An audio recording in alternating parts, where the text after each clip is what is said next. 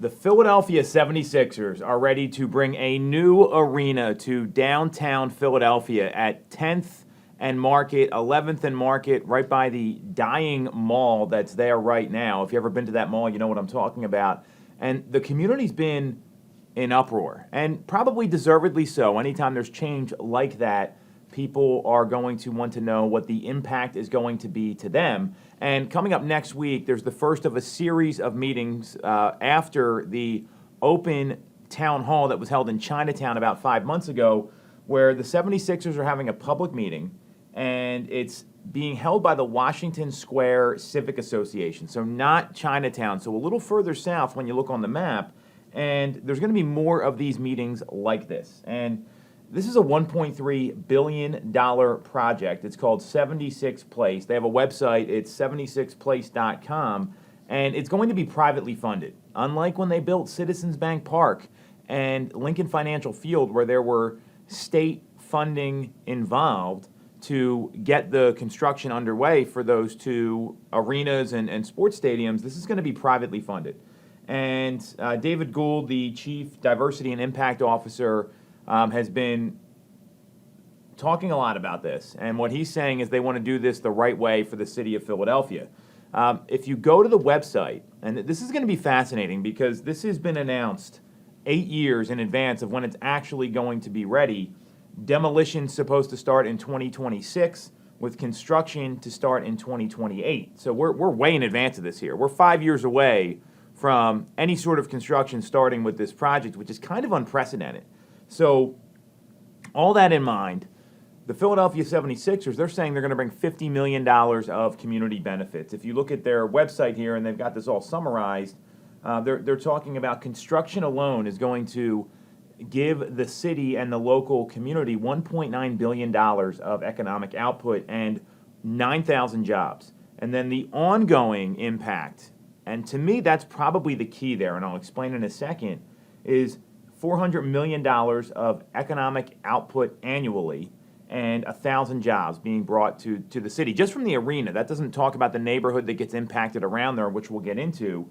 And obviously, the potential is to revitalize a section of the city that's kind of dead right now. If you've been to Market East, if you've been to that City Hall to about 4th Street corridor there, along Market Street, you've got this old mall. If you've ever been to the old Gallery Mall, you know what I'm talking about. It's a dying mall, and malls in general have kind of gone by the wayside, just like Granite Run Mall in Media, which is being turned into mixed-use housing and some other things. So all of this is going on. The community's in uproar. 5 months ago, we saw they had a town hall meeting in Chinatown with the Chinatown Civic Association, and basically they weren't allowed to explain anything. They just got yelled at the entire time. And I'm not saying this is right or wrong. I'm saying there's an impact, and I give the Sixers credit for going around and having this series of meetings.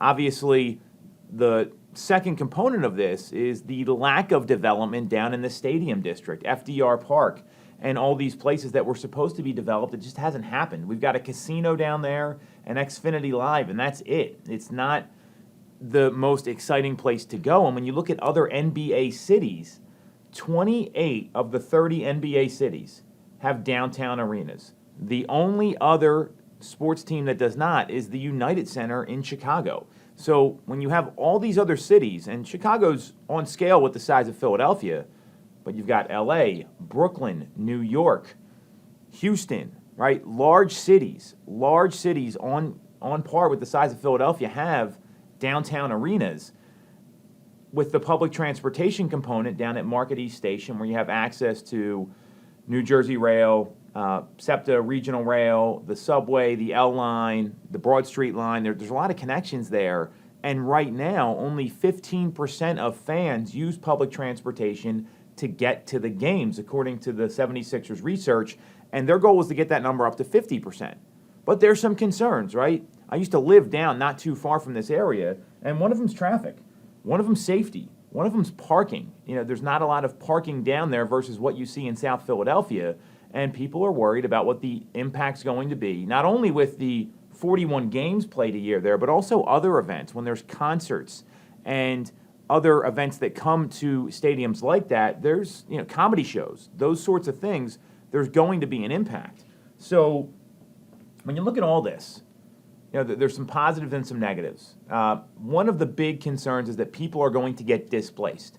And that theory to me is a little tough, considering this is going to go in the entertainment venue, if you want to call it that, which is the dying mall down there right now. It's not a great place to go. Again, if you've been there, you know what I'm talking about. So you're really going to replace one box with another on this plot of land. But the 76ers have been accused of having ethics complaints, rumors of them backing a super PAC for one of the mayoral candidates from the recent mayoral primary in Philadelphia, and for fast-tracking the approval of the development site. My view is this, that when you got all these benefits, the ability to bring jobs, that's all very exciting. Getting back and forth from sporting events, to me, is a pain in the butt, no matter how you look at it. From going to Phillies playoff games this past year, or Sixers games in the past, it takes a while to get out of the parking lots, even if you're down in South Philadelphia.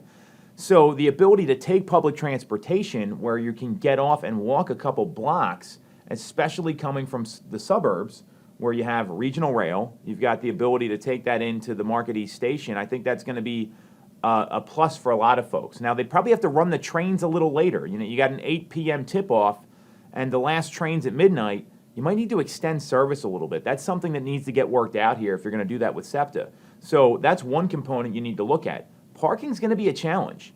What the Sixers are proposing is using a geotagged app with the 9,000 parking spaces around the stadium down there in that Market East sort of corridor. And I think that's going to be a tall order, finding parking, and parking's going to be a really tough thing. So that's going to be a challenge, in my view, for a lot of people. I've been to other downtown NBA stadiums, and usually you're kind of getting a car, getting dropped off a few blocks away and walking, and that's where the parking's going to be a little bit of a nightmare for folks. And Philadelphia's already really congested, so that's a challenge. The positives, to me, are really endless here. Obviously, safety's a concern given the crime rate in the city right now, and that's something you really got to decide if you want to go into the downtown area, although I don't know that it's going to be much better in South Philadelphia. There's maybe less of it around there because it's really the stadium district and that's it. So safety is going to be certainly an issue, and hopefully the new mayor coming into office here, she'll be able to. The election's not done yet, but she'll be able to curb public safety. I think that's one of the most important things, similar to what Mayor Nutter did. But look at that area around 12th to about 4th Street. It's a dead area of the city. I used to live not too far from there for a very long time. We were there for 7 years. And when you would get down by City Hall, you see the Macy's that's there, you see some stores, some retail, and there's not a whole lot till you move a good bit further south down to Washington Square. So this could be a real vibrant way to create more jobs in the downtown area, to create more restaurants, more local businesses. And what the 76ers are talking about doing, if you go onto the 76 Place website, is they're looking at what they can do for development in and around there. So they're talking about small business partnerships where they're going to help support businesses in the key service areas such as like food and beverage, security, merchandise. They're going to launch a workforce development program to recruit people to work there. But more importantly, it's what happens around this area. Because if you've seen what happens with other downtown stadiums, which we just don't have in Philadelphia, you go to places like Boston and Fenway Park, there are vibrant businesses around there all the time. Granted, they have more games, and it's summertime. You see the same thing with these downtown arenas. So I see a big upside here for local businesses to create more safety, because if more businesses come into this area, they're going to be policing what happens outside of their place of business a lot more, and they're going to be more vigilant and about what's going on and create more police involvement. And that, to me, is potentially the biggest win here. I think a lot of people like doing things a certain way because that's how they've always been done. And I'm not saying bypass the community associations or bypass anything else. What I'm saying here is there's a big upside, and if this is done the right way, which it looks like the Blitzer Harris Group and David Gould, who's kind of taking the lead on this, if they're going to do this the right way, this could change the way Philadelphia looks.